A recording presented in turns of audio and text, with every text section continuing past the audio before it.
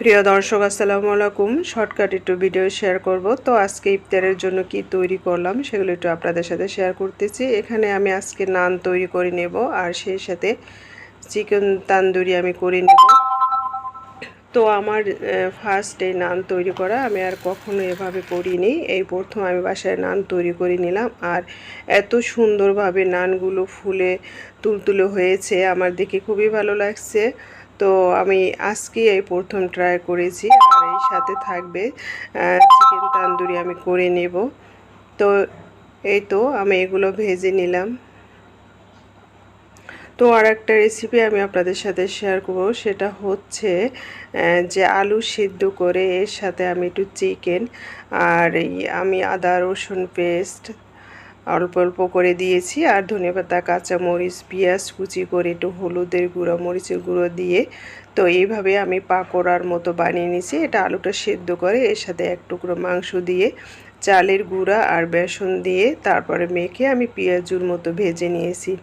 এই রেসিপিটা অনেক অনেক খেতে মজা লাগে, আপনারা এভাবে তৈরি করে নিতে পারেন। তো এই তো এগুলো আমার ভাজা প্রায় শেষ হয়ে গিয়েছে। তো আমরা যেহেতু মানুষ কম আর এই রমজানে বেশি একটা ভাজা পোড়া আমরা করি নেই, বাচ্চারা যেদিন রোজা রাখে সেদিন তাদের জন্য একটু করা হয়, না হয় আমরা জাস্ট চিরা দই খেয়ে নেই। আর এখানে আমি চিকেন তান্দুরিটা এই যে একটু কয়লা দিয়ে আগে একটু ফ্লেভার দিয়ে ঢাকনা দিয়ে ঢেকে রেখেছিলাম 15 থেকে 20 মিনিটের জন্য। এখন আমি এগুলো ভেজে নেব। এই যে দেখুন চুলে একটি প্যান দিয়ে দিয়েছি আর অল্প একটু সরিষার তেল আমি দিয়ে দিয়েছিলাম প্যানে। আর এটা প্রায় 1 থেকে 2 ঘন্টা আমি ম্যারিনেট করে রেখেছিলাম। তো এই চিকেন তান্দুরিটা এত খেতে মজা হয় যদি আপনারা এভাবে আগে কয়লা পুড়িয়ে তারপরে একটু ফ্লেভার দিয়ে নেন। আর এটা দিয়ে আমি একটি ঝোল তৈরি করে নেব।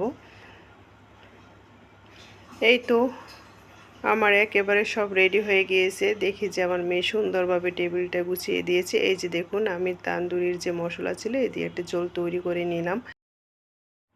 আজকে নান খাওয়ার জন্য আমি একটি সস তৈরি করে নিয়েছি, শসা কাঁচামরিচ টক দই একটু গুঁড়া দুধ আর চিনি দিয়ে। এই যে দেখুন।